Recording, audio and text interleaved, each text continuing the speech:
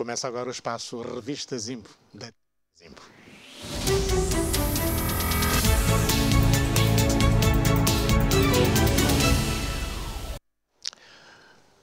Acontecimentos com valor notícia na TV Zimbo, com os professores Vicente Pinto Andrade e David Mendes. Manuel Rabelais vai começar a ser julgado no próximo dia 9. O antigo diretor do Gabinete de Revitalização da Comunicação Institucional e Marketing da Administração, Grecima, vai ser o primeiro réu a ser julgado nas novas instalações do Tribunal Supremo, à Cidade Alta. O processo Grecima é o primeiro de uma lista de 5 que aguardam julgamento. Perdeu as imunidades no passado mês de outubro, quando os deputados à Assembleia Nacional votaram a favor da suspensão do seu mandato, a pedido do Tribunal Supremo. Manuel Rabelais podia ter jogado na antecipação, saindo da Assembleia em grande estilo e a seu pedido, colocando-se à disposição do Tribunal. Teria dado um bom exemplo, mas perdeu esta oportunidade, segundo o advogado Vicente Pongolola. Não era necessário que esperasse o plenário da Assembleia Nacional para o retirar as imunidades. Ele, por livre iniciativa, a partir do momento que foi pronunciado, deveria ter o fazer. Porque é assim que diz que um dos requisitos para que, de facto, a pessoa deixe de ter imunidade é o facto de ter sido pronunciado pelo Tribunal. Pois, porque isso mostraria que ele estava disposto a colaborar com a Justiça, seria, de facto, um sinal positivo da parte dele. Encurtaríamos os caminhos se for, de facto, se fosse da iniciativa dele. Inicialmente, o julgamento arranca no próximo dia 9 deste mês, quarta-feira da semana que vem. Pelas restrições impostas pela Covid, portanto, não teremos a lotação da sala de audiências. Nós, portanto, faremos com que, nessa altura, estejam presentes os meios de comunicação social e, portanto, levem ao conhecimento público de quem será o verdadeiro réu. O ex-diretor do Grecima, antigo Departamento da Presidência da República, que cuidava da imagem do governo a partir da Cidade Alta, é acusado de ter violado as normas de execução do plano e orçamento, recebimento indevido de vantagens e branqueamento de capitais. Nada comprova ainda que Manuel Rabelais esteja comprometido nos crimes em que é acusado. O deputado Manuel Rabelais diz estar inocente. Inocente no sentido de que houve desvios ou lançou mãos do erário público a seu favor ou a favor de terceiros ou da sua família. Se houve algumas irregularidades criminalmente também relevantes, então cabe à Justiça. E a Justiça deve ser cega, a Justiça deve ser para todos. Não pode haver uma Justiça seletiva, porque põe em causa, assim, o próprio órgão de soberania, que é, portanto, o Poder Judicial. Para além de ter dirigido o Gabinete de Revitalização da Comunicação Institucional e Marketing da Administração, Manuel Rabelais também foi Ministro da Comunicação Social e Diretor-Geral da Rádio Nacional de Angola. Pois bem, como disse aqui nos estúdios, o professor Vicente Pinto Andrade é deputado e economista e David Mendes é deputado e jurista. Começo por si, professor Vicente Pinto Andrade, qual é a sua expectativa acerca deste julgamento que começa na próxima terça-feira? Bem, a minha expectativa é que o julgamento vai ser demorado, não é?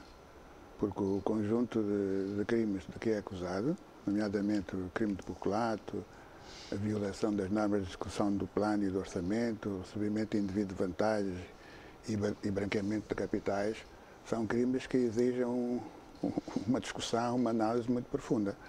Por isso é que eu penso que o julgamento vai ser demorado e espero que no fim do julgamento seja possível ver realmente se o Rabelais é culpado ou não dos crimes de que é acusado.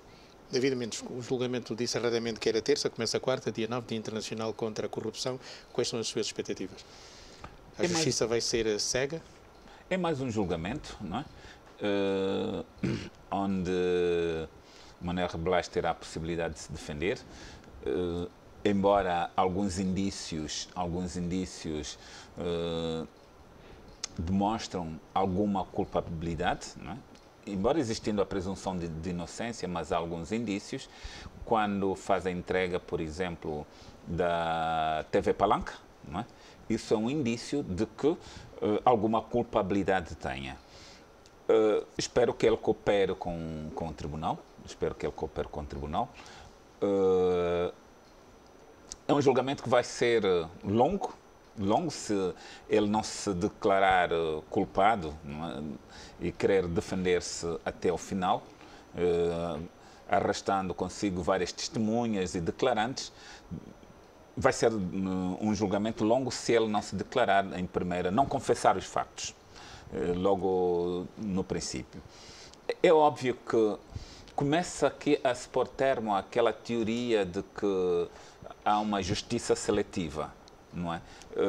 Estamos a ver que as pessoas envolvidas em vários crimes de peculato, desvio de erário público, branqueamento de capitais, começam a responder pelos crimes que provavelmente teriam praticados, porque estamos num período de presunção de inocência, até decisão transitada em julgado, mas a partir do momento que o Parlamento aceita retirar as imunidades a um deputado, é porque os indícios são fortes, porque não são meros indícios.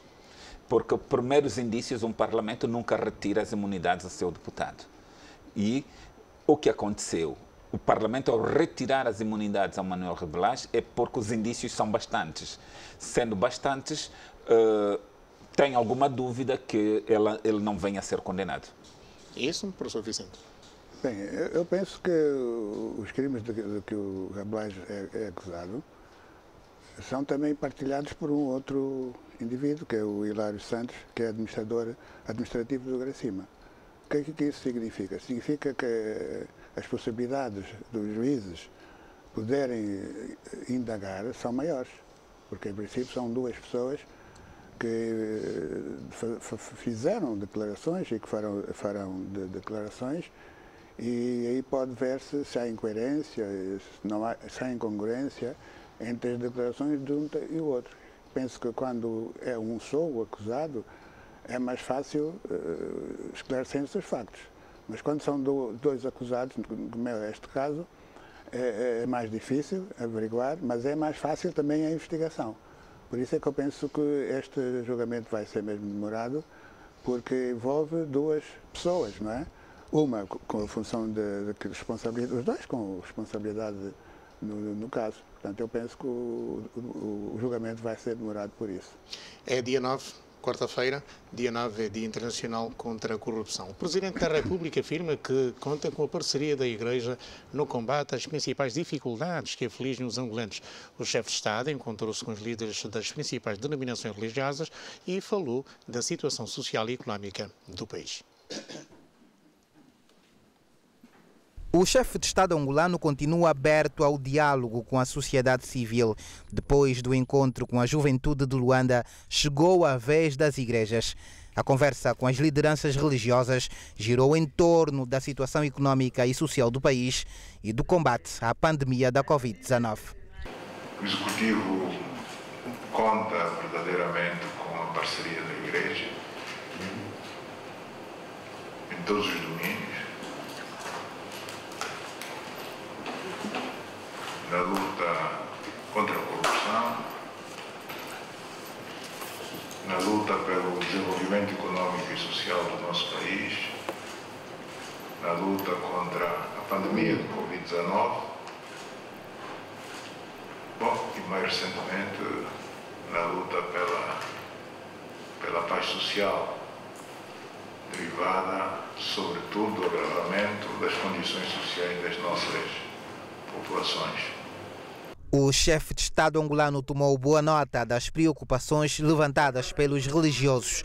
Aliás, o diálogo fica também marcado pelas sugestões e conselhos que João Lourenço diz ter levado em consideração. Retivemos com bastante atenção todos os conselhos que nos foram dados, recomendações, e acreditamos que, sendo a Igreja não apenas uma fonte de paz, uma fonte de justiça, mas, sobretudo, uma fonte de sabedoria,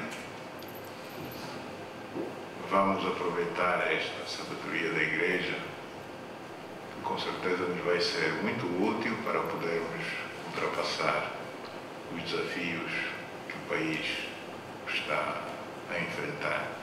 Para o Presidente da República, a Igreja, como parceiro fundamental do governo, tem exercido um papel importante na moralização e educação da sociedade, promovendo a paz social dos angolanos. Estiveram presentes no encontro com João Lourenço 25 líderes religiosos das 85 igrejas registradas oficialmente no país. Líderes religiosos com o Presidente da República, de resto a situação abriga que o chefe de Estado dialogue mais, ouça mais e participe também sobre as suas preocupações e objetivos da sua governação. Professor Vicente Pinto Andrade, que comentários lhe oferece fazer sobre este encontro, mais um que o Presidente manteve depois de ter ouvido os jovens, desta vez ouviu líderes de denominações religiosas diferentes? Este encontro justifica-se fundamentalmente por uma razão que eu gostaria de sublinhar, que é que as religiões, todas elas, têm uma dimensão que é a ligação entre nós e Deus, mas também as religiões têm uma dimensão moral, uma dimensão ética. E, portanto, num caso como o nosso, o caso, por exemplo, do combate à corrupção e outros crimes, obrigam realmente que a Igreja tenha um papel ativo. Eu trouxe aqui um livro, só para ilustrar, que é um compêndio de ética, função pública, empresas e negócios, que tem vários autores. Um deles são noruegueses, o Dr. Luís de França e eu sou coautor deste livro. Portanto, este livro e mais 3 livros que foram produzidos no quadro da Universidade Católica de Angola. Quer dizer, serve para os políticos e para os líderes religiosos? Não, é que é sobre a ética.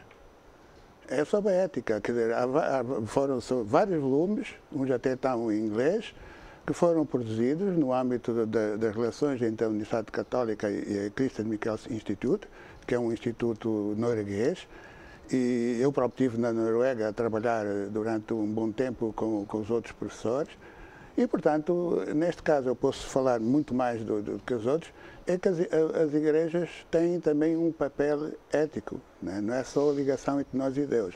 E penso que este encontro que o Presidente da República teve com os líderes religiosos vai reforçar essa dimensão ética e moral das igrejas. Portanto, e também ao nível dos próprios crentes vai ser mais fácil as igrejas chamarem a atenção para o comportamento moral e ético que nós, como cidadãos, devemos ter. Quer dizer que este encontro é oportuno, não só na dimensão divina, não é? A ligação de nós e Deus, mas essencialmente em relação a uma dimensão que tem sido esquecida, foi esquecida durante muito tempo, que é a dimensão ética e moral dos nossos comportamentos. Dr. David Mendes, um encontro que junta Presidente da República e líderes religiosos, quem é que deve compreender o outro? Eu acho que a dimensão dos religiosos ou da Igreja na sociedade é imensurável. E para ver que a maioria da população angolana professa uma religião, quer ele seja cristã ou não. Quer dizer que a Igreja tem uma influência muito grande no comportamento das pessoas. Lamento, né? Lamento, nós tivemos entre nós a tal chamada Operação Resgate, né? Onde centenas de igrejas foram encerradas.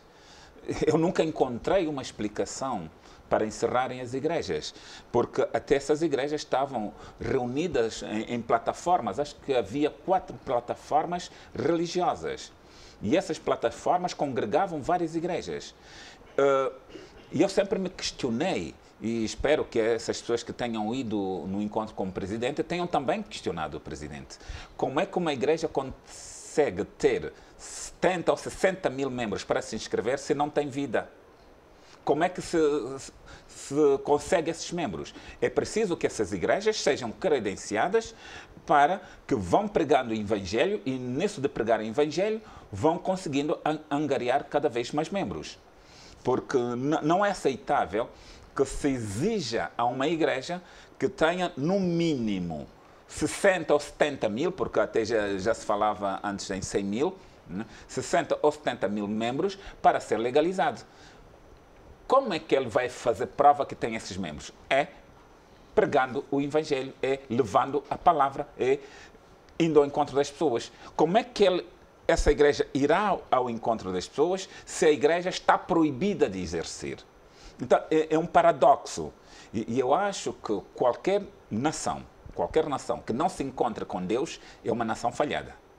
O Dr. Vicente há pouco sublinhava desta falta de ética que nós hoje não temos. Há uma crise de valores de pertença, a crise económica e pandémica também está a contribuir para isso. E estamos a ver a surgirem cada vez mais pastores a pregarem, digamos, alegadas fés. Qual é o seu comentário sobre isso, numa altura em que nós assistimos a muitos comentários, relatos de casos que põem em causa, digamos assim, o interesse de várias denominações religiosas? Pois, há que diferenciar as denominações religiosas que surgem no nosso país e que têm surgido ao longo da história da humanidade. Porque há umas que pregam a violência. Não é? Aliás, vemos um cidadão... Mas desculpa, não é igreja que prega violência. Violência? Não, igreja que prega violência, eu nunca encontrei. Em determinados momentos da história, especialmente na nossa história com a nação portuguesa, a cruz era utilizada ao mesmo tempo com a espada. Portanto, as igrejas todas têm uma história. Não, vamos falar agora na Angola recente. Vamos falar na Angola recente. Eu estou a falar da natureza é por isso que eu não sou muito defensor da ideia de a igreja, não. Há várias igrejas, há várias formas de manifestação. A colonização portuguesa trouxe a cruz e a espada ao mesmo tempo. Mas hoje a nossa realidade... Sim, trouxe a cruz e a espada, mas nos retiraram a terra. Não, o que eu estou a dizer é o seguinte, é que há religiões, há confissões religiosas que são íntegras no sentido de transmitirem uma mensagem que é religiosa e uma dimensão ética, moral. E nós temos que dar atenção a esses comportamentos, porque em muitos países e muitos conflitos hoje no mundo existem e há conflitos que são acicatados utilizando uma confissão religiosa qualquer. Portanto, e temos visto, não é novidade o que eu estou a dizer. Doutor Vicente, fala em coisas concretas. Fala em coisas concretas. Basta abrir a televisão, ver a televisão... Está a falar do islamismo? Não estou a falar do islamismo, então, porque há pessoas... Está a falar de que o islamismo não prega violência. Não é verdade isso. Não meta nós os de educação cristã, é que pensamos que o islamismo... Não meta na minha boca então, aquilo que qual é a igreja que prega violência? Não, cite-me uma igreja que prega violência. Eu tenho contacto, quando viajo, com todas as confissões religiosas. Mesmo ao nível do Islão, há uns que têm um pendor mais violento e outros não. Portanto, eu não estou a dizer aquilo que o David Mendes estava a dizer. O que eu estou a dizer é que há confissões religiosas ou derivações de determinadas confissões que não respeitam aquilo que é a vida. E quem ouvir e ver a televisão de todo o mundo verifica que isso tem acontecido. Então, o que nós temos que fazer, ao nível dos nossos países, é permitir aquelas confissões religiosas que, para além da sua dimensão divina, transmitir o divino, também tenham um comportamento que ajude as sociedades a serem pacíficas e não agressivas. É isso que eu estou a dizer e que vou dizer sempre, porque a mensagem que as igrejas devem transmitir é da harmonia e é isso que eu penso que deve fazer no nosso país, é dar apoio àquelas confissões religiosas que estejam a emitir valores positivos, princípios positivos, e não aqueles que estejam, eventualmente, num dado momento, a promover práticas negativas. Ainda apareceu na televisão no outro dia aquele vídeo onde mostrava um comportamento. Pode ser Universal. Portanto, ele está acampado aqui diante da TV. Mas é assim, por favor, deixe-me só... Há aqui uma coisa muito importante. Não vamos confundir comportamentos individuais ou de liderança com a igreja. Eu não estou a fazer essa confusão, David. Deixe-me terminar a minha explanação. Deixa terminar a minha explanação. Não se pode confundir comportamento de alguns líderes ou de alguns pastores ou padres, porque há dias também ouvi um vídeo de um padre, aquilo não é doutrina cristã. Incitação à violência. E é um padre. E é um padre que fez esse vídeo. Da Igreja Católica. Então um padre da Igreja Católica. Quem era o padre? Não quero dizer aqui o nome, e o vídeo está por aí. O vídeo está por aí. Com incitação à violência. Tem que dizer quem é o padre. Deixa agora terminar. Falou, deixei eu falar. Mas eu estou a chamar a atenção tá bem. que deve ser Falou. Está-se a referir a um padre católico que reside em Roma neste momento. Falou, deixei-o falar. Agora deixa-me falar também. Pode falar, mas diga o nome do padre. Há aqui uma tendência de se pensar que há igrejas mais importantes que as outras. Mas diz a Bíblia, ides e pregai o meu evangelho. Não diz vai e prega o meu evangelho. Quando ele diz ides, está a dizer uma pluralidade de pessoas. Quando diz falsos profetas virão, quem é o verdadeiro profeta? Quem? O único e verdadeiro profeta somos nós. Nós mesmos, a nossa pessoa e não a pessoa de mais ninguém. Só nós temos comunicação com Deus. Os demais podem auxiliar. Por isso, não existe falso profeta se nós não formos falsos crentes. Não existe igrejas perfeitas se nós não formos perfeitos. Por isso, essa teoria de que há igrejas mais importantes que outras é uma teoria discriminatória e inconstitucional. Eu não estou a dizer isso. Deixa-me terminar, por favor. Deixa-me terminar, por favor. Deixa-me terminar, por favor. Está bem, deixa-me terminar, por favor.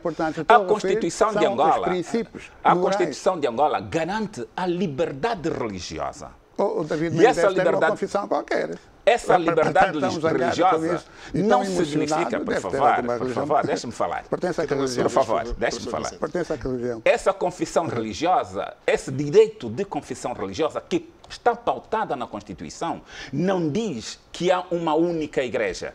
Além do mais, Angola é um Estado laico. Nem eu estou a dizer isso. Sendo um Estado laico, deve respeitar todas as igrejas. E isso de discriminarem a aceitação de umas igrejas e de outras não, é inconstitucional. Por isso devemos... E é aqui essa discriminação que traz os conflitos.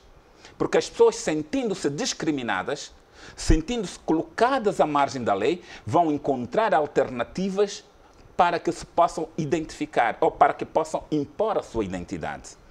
Nós conhecemos, por exemplo, durante o Partido Único, as testemunhas de Jeová eram proibidas, mas não desapareceram da cena. Então, não podemos sequer aqui vir dizer... O Dr. Vicente Pinda de Arados está errado. Sim, a pensar que há igrejas que pregam a violência. Não, nenhuma igreja prega isso. As igrejas pregam o encontro do homem com Deus. Para poder ouvir melhor. Não, isso são as pessoas. Isso não é a igreja, são as pessoas. As igrejas. Desculpa, as igrejas, doutor, por favor. Isso aí eu não permito. Por favor, deixa-me concluir, por favor. Está bem, deixa-me concluir. As igrejas são constituídas por indivíduos. E esses indivíduos é que podem ter comportamentos inaceitáveis. Esse sim. David Mendes tem que ouvir o que eu disse. Liga a televisão grave e entrega David Mendes para ele ouvir o que eu disse. Porque o que ele está a dizer não corresponde àquilo que eu disse. E ponto final, parágrafo de transmissão. Aquilo que eu disse. Aquilo que eu disse. O que eu disse é o seguinte, que as igrejas têm um papel, para além da ligação com Deus, né, têm um papel também moral, ético. E é nessa medida que eu pus e ponho a questão do papel das igrejas, das confissões religiosas, no que toca a ver com aquilo que eu chamei a atenção, que é a ética, é moral. E referi o caso da Igreja Católica de Angola, que até produziu livros nesse... A Igreja Católica é a única que tem ética? É isso que quero dizer? Está a ver, senhor, então, está a falar da Igreja Católica porque eu ia lhe falar dos topuistas, dos quimbanguistas, dos... Cita esse exemplo, o que eu citei que também tem ética. Que também tem ética. O David Mendes gosta de manipular. Todas as reconhecidas pelos Estados. Mas a mim não manipula com essa As não reconhecidas pelos Estados não têm ética. A proposta de Orçamento Geral do Estado 2021 vai à votação final global no dia 14 deste mês na Assembleia Nacional. O maior partido da oposição, a UNITA, já avançou que vai votar contra a aprovação do documento. O assunto dominou a última conferência de líderes dos grupos parlamentares. A conferência de líderes orientada pelo presidente da Assembleia Nacional, Fernando da Piedade Dias dos Santos, aprovou a agenda da reunião com um ponto único. A UNITA, na voz do líder do grupo parlamentar, disse que não vai votar a favor deste documento de gestão financeira do país. Quantos mil milhões de dólares foram desviados para a reabilitação dessa estrada que deviam ter sido investidos no setor, por exemplo, na saúde, na educação, no próprio setor produtivo? O presidente do grupo parlamentar da Casa CE, Alexandre Sebastião André, considerou o OGE inadequado em relação à situação socioeconómica dos cidadãos no momento de crise agravada pela pandemia da Covid-19. Nós entendemos que o Orçamento Geral do Estado, previsto para o ano 2021, devia priorizar quase em absoluto as principais preocupações dos angolanos. Em contraposição, o presidente do grupo parlamentar do MPLA, Américo Kononoka, destacou o esforço do Executivo por, no momento difícil, manter regular o pagamento da dívida pública. Consideramos que este é o orçamento contextualizado, é um orçamento de muitos desafios, considerando de facto que, para além do contexto internacional, nós estamos a passar dificuldades de mobilidade.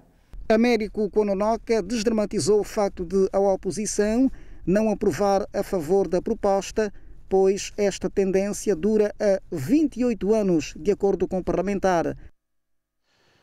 Dr. David Mendes, o instrumento de governação para 2021 vai à votação final global dia 14, mas não vai contar com o voto da UNITA. Qual é o seu comentário? A oposição sempre, como disse, votou contra e é regra a oposição não votar a favor, porque a oposição tem sempre uma visão diferente. Mas aqui abre-se uma questão muito importante para a oposição. Normalmente, a oposição, para ir votar, diz que deveria-se dar mais dinheiro para o setor social, mas nunca diz como. Isso é importante. Qual é o orçamento alternativo? Por exemplo, este argumento de Alexandre Sebastião André. Eu estou a falar de toda a oposição. Diz que não, é preciso mais dinheiro para a área social. 15% do orçamento deveria ser para a educação. Tantos por cento deveria ser para a saúde. Mas não diz que do global que temos, devemos cortar aqui para pôr ali, tirar isto para... Esse programa não está de acordo, deve ser melhorado aqui, aquele programa não está de acordo e melhoremos aí. Quer dizer, nós continuamos, enquanto haver a nossa oposição, né, a não mostrar alternativas. Dissemos, nós faríamos melhor como? E particularmente quem participa nas discussões na especialidade, é aí onde a oposição devia demonstrar que nós trouxemos propostas para mudar e não foram aceites. A oposição marcou presença nessas discussões na especialidade? Marca presença nas discussões na especialidade. E contribui? Contribui de forma genérica. De forma genérica. Deveria ser muito, no meu entender, deveria ser mais concreto. Não dizer, olha, se aqui não tem isso, deveria ter... Não, o orçamento, tens um orçamento global. Onde é que deveria cortar e onde é que deveria acrescentar e porquê? Não basta só dizer, a defesa tem um orçamento muito grande, sim senhor, mas a defesa tem os antigos combatentes, tem os desmobilizados de guerra, tem um conjunto de gastos com pessoal. Se você corta na defesa, como é que vai resolver o problema dos antigos combatentes, os desmobilizados e por aí fora? Então, é preciso que a oposição apresente também alternativas. Não é só dizer que está mal. É preciso dizer que está mal aqui e vamos corrigir. É preciso que a saúde tenha 15% do orçamento. Ok. Como é que esses 15% devem ser encaixados? Onde é que vamos cortar para encaixar na saúde? E mesmo na saúde não basta só injetar o dinheiro. Para que fins? Quais são os fins? Em que rubricas devem ser canalizadas esses fundos? Então, só dessa forma é que a oposição pode dizer vou votar contra ou vou votar a favor, porque as minhas propostas não foram aceitas. Obrigado pela leitura que faz, uma vez que a UNITA já anunciou que não vai votar a favor deste orçamento para 2021. Eu sou das pessoas que gosto de tirar notas.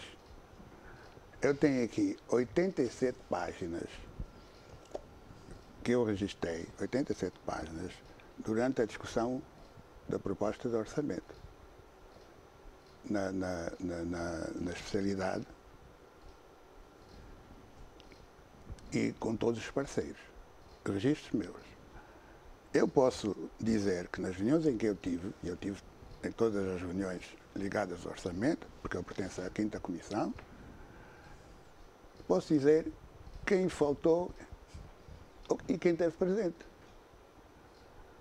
E posso dizer a que horas o deputado tal chegou. A oposição não esteve presente nessas discussões na especialidade? As oposições, há deputados que costumam estar presentes, a 5ª Comissão. O Colela tem estado presente. Há pessoas que eu identifico e estão ali presentes, trabalham. Mas a maior parte não aparecem. Como é que disse da casa? Alexandre Sebastião André. Alexandre Sebastião. Disse que hoje é 2021, não prioriza as principais preocupações dos angolanos. Ele várias vezes entrou e depois saiu. Não acompanhou. Quem esteve lá e acompanhou os encontros que se registaram com os parceiros sociais, quer dizer, sociedade civil, quem esteve presente e assistiu à discussão entre deputados e os representantes do titular do Poder Executivo, chega à conclusão que o debate foi muito profundo. E mais, a nossa bancada, do MPLA, fez o papel, ao mesmo tempo, de proponente de alterações. Teve esse papel. Propor aquilo que deveria ser melhorado.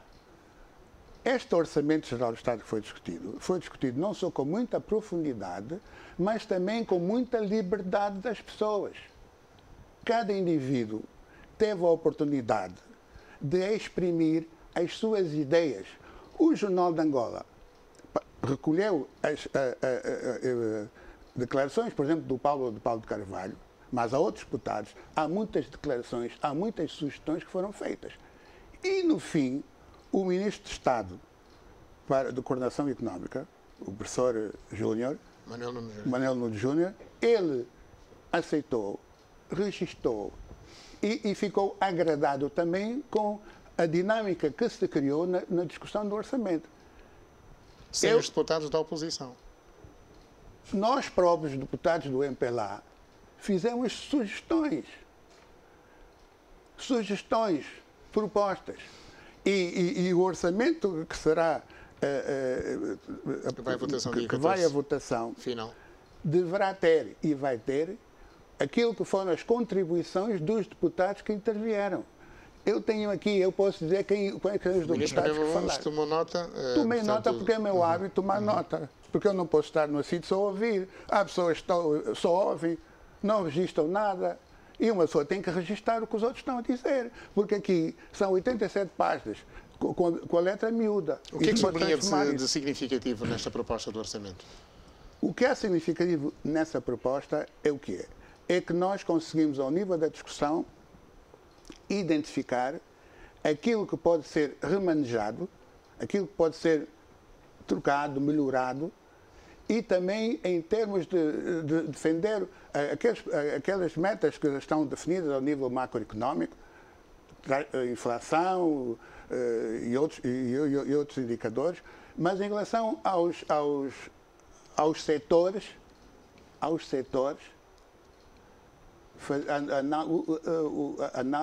discussão foi muito mais profunda. A discussão ao nível dos diferentes setores e das diferentes províncias. Os próprios representantes, os deputados que estão nas províncias, participaram através de videoconferência. Participaram. Portanto, houve uma participação ativa. Agora, se a UNITA, neste caso, que vai votar contra, não vai votar contra... A informação foi avançada pelo líder da bancada parlamentar da UNITA. Pode dizer isso, mas eu gostaria de ver em que é que a UNITA não concordou. Porque a UNITA, no debate deste orçamento, entrou muda e saiu calada. Foi testemunha disso?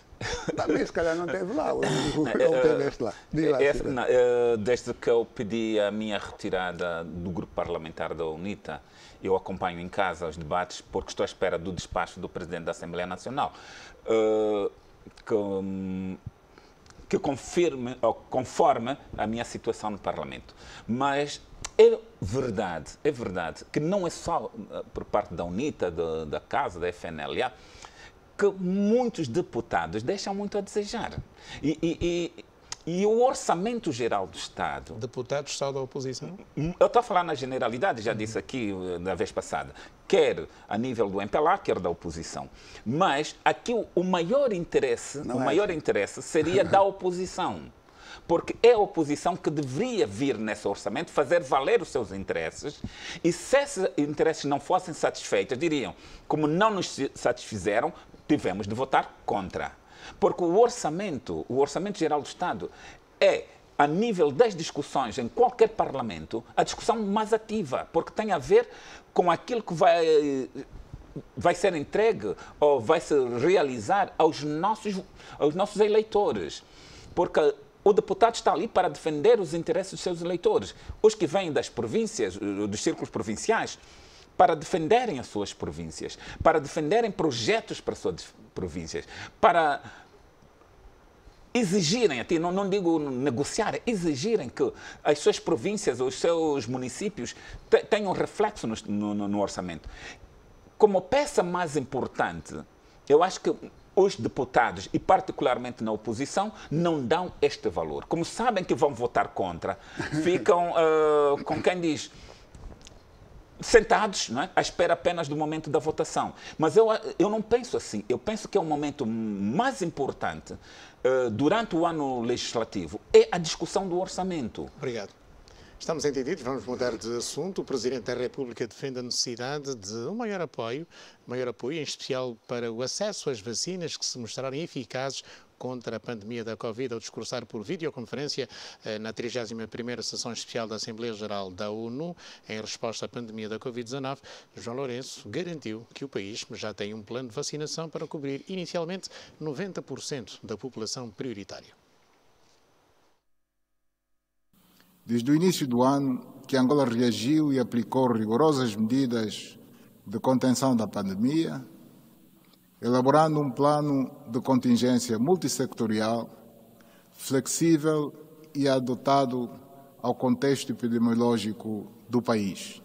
No entanto, acredito que o esforço efetivo de solidariedade deve ser maior para garantir uma cobertura global útil que interrompa a transmissão do vírus e permita o retorno à normalidade, evitando dessa maneira o agravamento das disparidades entre os países.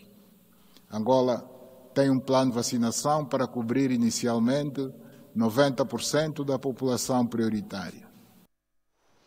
Dr. David Mendes, começo por si. O Presidente da República esteve muito ativo desta feita na Assembleia das Nações Unidas por videoconferência em resposta à Covid-19.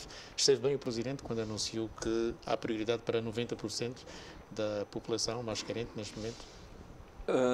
Primeiro, temos que saber se teremos acesso a essas vacinas e como. Nós podemos crer, 90% da população, estamos a falar acima de 20 milhões de pessoas. Será que nós teremos 20 milhões de doses? Não, esta população não é... Quando o Presidente fala, é a população prioritária. Quem é a população prioritária? São aqueles que pelas suas profissões, pela idade e pessoas com comorbilidades. Estamos a falar em quantas pessoas? É 90%. Sim, não, de quanto? Não é 90% de quanto? David Mendes. Sim, de quanto? David Mendes, eu pertenço àquela faixa etária da população prioritária. Porquê? Porque tenho mais de 50 anos. Sim, estamos a falar 70 anos a caminho. Estamos a falar de quantas pessoas? Aquelas pessoas que têm... E em relação a isto vai ser 50 Sim, anos. de quanto? Pessoas com comorbilidades. Porque há pessoas que têm... E muitos vão morrer por causa disso. Porque têm diabetes, têm um grupo de comorbilidades que são mais frágeis. Exatamente. Por exemplo, os profissionais que trabalham na linha de frente, essas pessoas... Deixa-me só perguntar ao Dr. David Mendes o que é que gostaria de ouvir do Presidente da República em relação a isso. Sim, as pessoas falam na generalidade. temos que falar em números. Estamos a falar... Eu estou a falar na particularidade. Sim. Eu estou a identificar a percentagem e os grupos. Sim, estamos a falar de quantas pessoas? David Mendes, eu estou-lhe a falar nessa população. Quantas pessoas? Basta o David Mendes ir às estatísticas, ao Instituto Nacional de Estatística. Mas nós não vamos pedir, vamos pedir à população para ir à estatística. O David Mendes é que tem que ir, porque o David Mendes é que está aqui na televisão a passar ideias erradas. Qual é a minha ideia errada? E eu não vou permitir que o senhor passe ideias erradas. Sim, qual é a ideia errada? Por favor, ideias erradas é isso, falando nos 90% e o senhor... Sim, 90% de quanto? O Presidente foi claro quando falou população prioritária, constituída, entre outros, pelos profissionais que trabalham na linha da frente contra a Covid-19. Idosos, cidadãos com idade, e eu apoio sim, não, mas pessoas tudo bem. com comorbilidades. Sim, estamos a falar de quantas pessoas? O secretário de Estado da Educação, da Educação da Saúde, refere a comorbilidades. Sim, nós... É isso que nós temos de identificar. Os prioritários vão ser essas pessoas. Sim, estamos a falar de quantas pessoas? David Mendes. Não existe... Vai à estatística. Não existe... Vai à Instituto Nacional de Estatística e pode identificar. Doutor, você não pode falar para uma população sem falar em números. É isso que eu estou a falar. Porque se nós estamos a falar, vamos comprar vacinas, vamos adquirir vacinas. Eu estou a esclarecer. Sim. Agora deixa-me falar. Falou, deixei eu falar. Mas não está a esclarecer Falou, nada. deixei eu falar. Quando nós estamos a falar que vamos comprar vacinas, temos que saber quantas vacinas serão compradas. Porque é este número que vai nos dizer quantas pessoas vai abranger. Vai vacinar pelo menos 20% da população. Sim, da população... Está aí. Isto é um projeto da COVAX Facility, por esse projeto, de que nós vamos beneficiar. Sim, de que população estamos a falar? 20% da população angolana? David Mendes, eu só aceito conversar consigo sobre essas questões. Se o David Mendes se documentar. Sim, também, o doutor está documentado. Documentar-se. Eu sei que Angola tem... Eu sei que Angola tem aproximadamente 30 milhões de habitantes. Qual é o grande objetivo? Nós temos que garantir um aspecto que é a segurança sanitária. De quantas pessoas? De toda a população. E as primeiras... Quer criticar o Presidente da República? Critica em relação a isso? Sim, então, porque nós não podemos... Quais são os argumentos em relação a isso? Não podemos estar a falar na generalidade. O Presidente não falou na generalidade. Falou, deixei eu falar, agora deixa-me falar também. Não, nisso... Deixa-me falar também. Interrompo, porque o Presidente não falou na generalidade. Leia, ou ouça, ou veja o Presidente disse, para ver que foi pormenorizado e eu trouxe notas. Sim, então, veja, então nos ajuda a compreender, já que nós não compreendemos primeiro, bem. David Mendes tem que ouvir ou ler, é só pegar nos jornais. O Jornal de Angola, todos os esse dias... programa não é para o David Mendes, é para aquele que está lá na tela a ver. O que está na tela a ver, quer saber quantos. O Jornal de Angola tem páginas e páginas sobre o coronavírus. E essa população tem acesso ao Jornal de Angola? David Mendes. Se nós temos jornal porque recebemos na net. E a população... Vamos fechar o assunto, doutor Vicente Pinto Andrade, para concluir. Não, o que eu estou a dizer é que conversar com o Sr. David Mendes sobre questões assim não dá. Porque o Sr. David Mendes não fala com números, nem fala com propriedade em relação a que estamos a falar. Já vai responder. É preciso, realmente, quando se vem aqui para a televisão, vir-se com seriedade nas afirmações e ver os números. Não é chegar aqui na televisão e falar. Não. Não dá assim, não dá para falar. Um minuto para cada um, doutor David Mendes. Eu acho que quando estamos a falar de dados, os dados devem ser concretos e não abstratos. Se estamos a falar em percentagem... O Presidente foi abstrato. Foi abstrato. Porquê? Porque tinha que dizer quantos milhões de vacina vamos ter. E aí também se vai saber o custo. E vamos ver qual é a opção que teve para comprar esta e não comprar aquela. Temos que ver os custos. Não basta dizer que há 2 ou 3 farmacêuticas a vender e nós vamos na primeira. Temos que saber quantos milhões vamos gastar em comprar vacinas e quantas vacinas haveremos de comprar. E aí então é que diremos de 10 milhões haveremos de priorizar essa camada, aquela e aquela. Mas há que haver primeiro números. E esses números refletidos em dinheiro. Quanto vamos gastar na compra das vacinas? Porque ideia que se vende por aí de que há vacinas que custam, para aí, 2 doses, 50 mais 50 dólares, vai dar 100 dólares. Há outras que vão custar 10 dólares. E há uma que não se está a falar muito, que é a Sputnik 5, com muitos argumentos, e eu continuo a dizer, com muitos argumentos ideológicos, porque a Rússia já começou a vacinar a sua população. O presidente russo nunca ia decidir matar a sua população, começou a vacinar a sua população, e nós também não queremos saber quanto é que custa. Então, temos que ter a ideia quanto é que temos para gastar e quanto é que vamos gastar para a compra das vacinas e qual é a opção. Amilcar, eu quero dizer o seguinte, ofereça ao David Mendes uma gravação daquilo que foi a intervenção do Presidente. Os dados que eu tenho aqui, está aí os dados, está aí. Também fala para as pessoas. Está não, o David Mendes não quer ouvir números. Vamos aos números. Angola empregou até o momento, quando o Presidente falou, um valor que vai até 164 milhões e 100 mil dólares no controle da Covid. O financiamento de emergência de 14 milhões e 400 mil dólares americanos garantido pelo Banco Mundial. Portanto, e vai gastar quanto com as vacinas? David Mendes já não tem cabelo branco, mas vai ter um dia. Não se fala assim. Quando essas coisas sérias, tem que ser com números mesmo. David Mendes, se vocês me derem a liberdade um dia, ou um momento qualquer, para vir dar e traga o David Mendes ao lado, para ele ouvir os números disso. Porque é uma ação que está sendo desenvolvida com seriedade e com profundidade. De tal maneira que, ao nível das instituições internacionais, reconhecem que Angola, em particular, em África tem havido uma boa atuação dos governos. E, no nosso caso, tem havido elogios em relação à forma que o governo tem estado a reagir. Portanto, esta inquietação que o David Mendes está a ter é artificial. É artificial. Vamos para o último tema. O Tribunal Constitucional negou o recurso ordinário de inconstitucionalidade apresentado pela Comissão Instaladora do Para Já Servir Angola, coordenada por Abel Chivucovu. Com este novo chumbo, foram esgotadas as hipóteses do nascimento do Para Já Servir Angola como partido político no nosso país.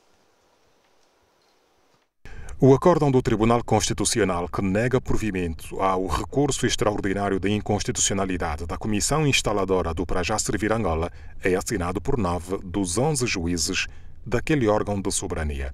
Manuel Aragão e Guilhermina Prata, presidente e vice-presidentes do Tribunal Constitucional, declararam-se impedidos. O Tribunal considera que não é atendível a alegada violação do princípio constitucional do dever de fundamentação das decisões judiciárias, porquanto foi garantida e assegurada à Comissão Instaladora, coordenada por Abel Chivucovu, a observância da Constituição e da Lei dos Partidos Políticos. Porém, o Tribunal invoca que Abel Chivucovu não suprimiu as deficiências constatadas no seu primeiro recurso, como lhe havia sido solicitado. Por esta razão, não resta para aquele órgão de soberania outra alternativa senão desencadear as consequências legais previstas na linha C do número 1º do artigo 8º da Lei dos Partidos Políticos, negar o recurso. No acórdão, lê-se que, apesar do prazo de 5 dias para o aperfeiçoamento do seu recurso anterior, indicando o tipo de ação e juntando os documentos que achasse pertinentes, nos termos do artigo 7º da Lei dos Partidos Políticos, Abel Chivucovu manteve o mesmo recurso, mostrando-se indiferente ao despacho do Tribunal de 18 de agosto, que o notificava sobre os fundamentos dos recursos de inconstitucionalidade. Doutor David Mendes, já não há nada a fazer, já não há recurso. Como é que Abel Chivucovu vai fazer política em Angola? Aqui uma questão que, às vezes, as pessoas não interpretam corretamente. Ao fazer um recurso extraordinário de inconstitucionalidade a uma decisão do plenário do próprio Constitucional, era previsível que esse recurso não teria fundamentação. Não seria aceito, não teria provimento. Porque estaria o próprio Tribunal Constitucional a aceitar que ele praticou atos inconstitucionais. Então, foi, para mim, não é, um esforço, o último esforço que fizeram Mas quem é atento ao processo, à área do processo, sabe que uma decisão de um plenário, você não pode declarar, nesse caso, do Constitucional, inconstitucional a sua própria decisão. Então, o Tribunal Constitucional cairia no ridículo ao aceitar, não é, declarar a sua própria decisão inconstitucional. Professor Vicente Pinto Andrade, qual é o seu comentário sobre esta decisão do Tribunal Constitucional? A decisão é decisão. Agora, eu gostaria de sublinhar uma coisa. A política tem que ser feita com paciência, com calma, com serenidade. E devemos evitar a precipitação.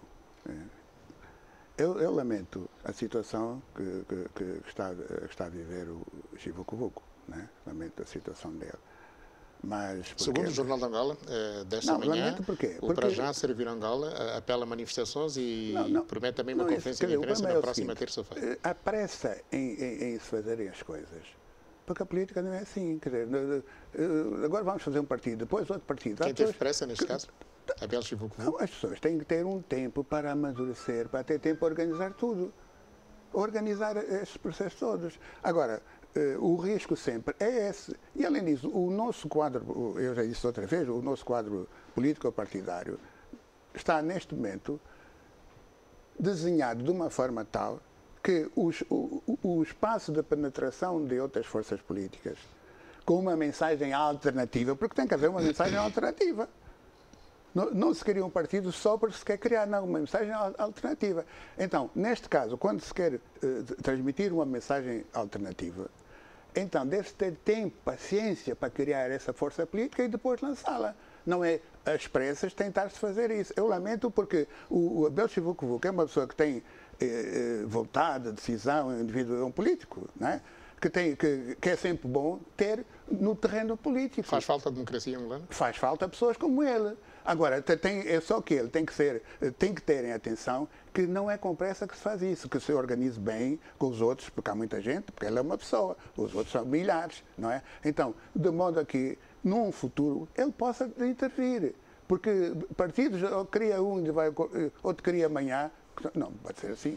Doutor David Lamento imenso que essas atitudes, né? Mas ele que faça isso em termos de futuro e participe. Porque a democracia só vive com pluralidade e com competição. O seu minuto, por favor. O meu minuto vai para o governo de Luanda. Nós conhecemos, faz anos... O governo provincial de Luanda. O governo provincial de Luanda. Faz anos um projeto para urinários público. E soubemos que foram gastos milhares e milhares de dólares para esse projeto. E o que é feito disso? Quem estiver a andar pela cidade de Luanda, se por alguma razão tiver alguma necessidade de ir a um banheiro, não existe. Não é aceitável numa cidade, numa metrópole como Luanda, com mais de 7 milhões de habitantes, não tenha urinários públicos. E sabemos que foram gastos milhares e milhares de dólares para que isso funcionasse. Muito obrigado, professor. Seu minuto. O meu minuto é para o António Segunda Mães. O modelo da aldeia que ele criou no Catiungo, no município de Catiungo, é um modelo que, em parte, foi inspirado naquilo que ele viu na Noruega. Onde esteve? Na Noruega. E é um modelo de aldeias que nós devíamos fazer no país. Quer dizer, o fenómeno do êxito rural, as pessoas saem do campo e vão para a cidade, porque no campo não têm emprego, é porque os governos realmente não investem nas aldeias. E o que é investir nas aldeias? É criar todas as infraestruturas que são necessárias para as pessoas terem aquilo que podem ter na cidade e mais, e ter qualidade de vida. E o modelo norueguês dos nórdicos é um modelo assim, o indivíduo vai à Noruega, eu estive na Noruega, e o que é que vê? Vê o indivíduo que é muito rico e a casa simples, modesta. O rico Portanto, quer dizer então que nós temos que ter um paradigma de desenvolvimento do nosso interior que alguns países estão a seguir, africanos, estão a seguir. Por exemplo, na Tanzânia. Tanzânia, as pessoas em algumas aldeias, em algumas regiões, constroem a sua casa, têm a sua cubata e, ao mesmo tempo que vivem na cubata, constroem na parte exterior aquilo que vai ser a sua casa e com qualidade. E o Amões, nesse aspecto, foi inovador. E eu gostaria que muita gente imitasse e seguissem o exemplo do Adão segundo Amões. Muito obrigado. Vou agradecer a vossa presença aqui na Revista Zimbo, professor Vicente Pinto Andrade. Dr. David Mendes, muito obrigado. Boa noite. E vamos para um curto intervalo. Termina aqui a Revista Zimbo deste domingo.